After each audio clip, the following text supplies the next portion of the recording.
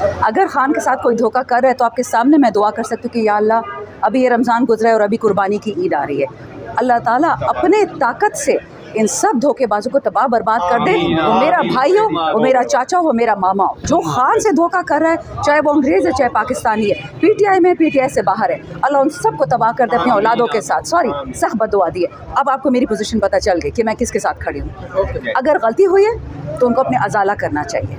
7 अप्रैल का खान साहब ने ख़त लिखा है, वो कोई ना मीडिया कवर कर रहा है ना कोई बात कर रहा है असम्बली में। उस पर इंशाल्लाह आज जाएंगे, उस बातें करेंगे। खान साहब की कुछ इंस्ट्रक्शंस आई हैं मुझे कि आपने ये बातें करनी है अदालत में, तो मैं करूँगी। उनकी बीवी के हवाले से, ख़वातीन के हवाले से बहुत सारी बातें करनी है। पर देखें, जो इस वक्त मैं हमेशा कहती हूँ, जो इस वक्त खान से गद्दारी कर रहा है वो ऑटोमेटिकली पाकिस्तान से गद्दारी कर रहा है। मसला खान का नहीं है, वो मेरी तरह इंसान है। मैक्सिमम 100 साल ज़िंदा रह लेंगे, 110 साल ज़िंदा रह लेंगे, जाना तो हम सब ने है ना अल्लाह के पास, लेकिन पाकिस्तान फिर कौन ठीक करेगा? जो 40 साल से पाकिस्तान में तोड़ फोड़ कर रहे हैं वो अभी ठीक करेंगे? 2 महीने में हो ही नहीं सकता। वो अपने ख़ानदानों को मालदार करने आए हैं और उन्हें मज़ीद उन्हीं को मालदार करना है। उनका कोई लेना देना नहीं है कौम से, आवाम से। और ये मुँह तोड़ महंगाई आप देख लें, मेरे जैसा बंदा रोता है जब गैस का बिल आता है। मेरी 1.5 लाख तनख्वाह है और मेरे 40 लाख का गैस का बिल आया है, तो मैं 40 लाख गैस पे दूंगी, मैं खाऊंगी क्या पूरा महीना? पेट्रोल का बिल मैं क्या दूंगी? जो पहला पॉइंट था कि आप तो ऑन नहीं कर रहे, वो ऑन का ये है कि जब से मैं और शहरियार जेल से आए हैं, जब से अली मोहम्मद आया है, असद कैसर आया है, जुनैद अकबर, जो जेलों से आए हैं उनको दूर किया जाता है तमाम बड़े फैसलों से। ये जो चीज़ें होती हैं हमें पता ही नहीं होती हैं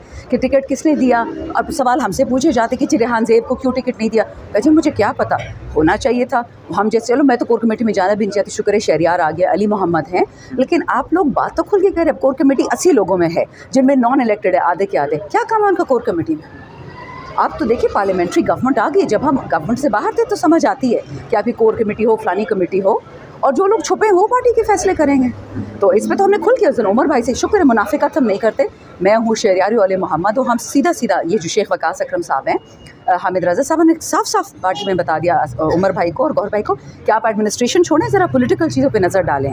ये बिल्कुल बाय द बुक जाते हैं ना कि कायदा कानून। हमने कहा आप ज़रा पॉलिटिकल चीज़ में और ये देखें कि हो क्या रहा है। मैडम, जिस तरह आपने स्टार्ट में डील की बात की है, उमर अयूब साहब ने भी गुज़िश्ता रोज़ बयान दिया है कि आइंदा 5 से 6 महीनों के दरमियान जो हुकूमत है वो अपोजिशन में और अपोजिशन हुकूमत में बैठ जाएगी। क्या उनके इस बयान से आपके बयान मैच कर रहा है? थोड़ा देखिए, डील जो है ना, मैंने जो पढ़ा है कि खान साहब को 3 ऑफर्स हुई हैं। मैंने इंटरनेट पे देखा, बहुत सारे इंटरनेशनल जर्नलिस्ट हैं, वो कवर करते हैं पाकिस्तान को। दी इंटरसेप्ट करता है, रायन ग्रिम करता है, ये बहुत सारे लोग। उन्होंने ये कहा, ये उसके रिपोर्टर्स हैं जो आपके वाइट हाउस के हैं, उन्होंने ये कहा कि खान साहब को 3 किस्म की डील्स मिली हैं। एक ये कि वो मुल्क छोड़ के चले जाएं, वो बाकी भगौड़ों की तरह लंदन बैठ जाएं, वो जाएंगे नहीं। दूसरा कहने में ये आ रहा है कि खान साहब को कहा जा रहा है कि आप 1-2 साल बैठ जाए बनीगाला में और ये चलने दें। तीसरा ये कहा जा रहा है कि आप बनीगाला में बेशक मत बैठे, असेंबली में बैठे, बट आप प्राइम मिनिस्टर नहीं बन सकते। तो खान साहब क्यों ऐसी डील एक्सेप्ट करें जो पाकिस्तान के खिलाफ हो? अब अगर आपने देखा, एक बहुत ही अजीब सा जर्नलिस्ट है जो इजराइल पहुंचा हुआ है पाकिस्तानी पासपोर्ट पे, पीटीवी में पहले काम करता था, उसने कितनी तहलका अंगेज स्टेटमेंट कर दी, किसी से जवाब ही उसका नहीं आया। कहता है कि जी हमारी अफवाज और इजराइल की अफवाज जो इस वक्त मुसलमानों को कुचल रही हैं, गज़ा का कीमा बना दिया मुसलमानों को, बच्चों के हाथ जिप टाई किए कमर के पीछे और बच्चों को एक्सिक्यूट किया है। हमारी फ़ौज उनकी फ़ौज की तरह है, अल्लाह ना करे। या हमने कुर्बानी इसलिए नहीं दी है, अफवाज ये शुहदा ने, हम तो बेड़ा गर्क हो गए। खान साहब जेल से हमें बार बार कहते हैं कि शुहदा का बुरा नहीं कहना, अफवाज का बुरा नहीं कहना, पुलिस वो पुलिस जो हमें मारती है उसका बुरा नहीं कहना। हम चुप हैं, हम सब असीरान हैं, हम जेलों से निकले हैं, मारे खाई हैं, तकलीफ़ें बर्दाश्त की हैं, और खान साहब हमें इजाज़त दी थी कि उनकी बुराई करो, क्योंकि पाकिस्तान स्टेबल रखना है। मैं फिर बार बार कह रही हूँ, वो पाकिस्तान का वाहिद सच्चा बेटा है इस वक्त। 10 साल बाद मुझे नहीं पता, लेकिन खान साहब की ज़िंदगी सख्त पाकिस्तान की सलामती की और बका के लिए बहुत ज़रूरी है।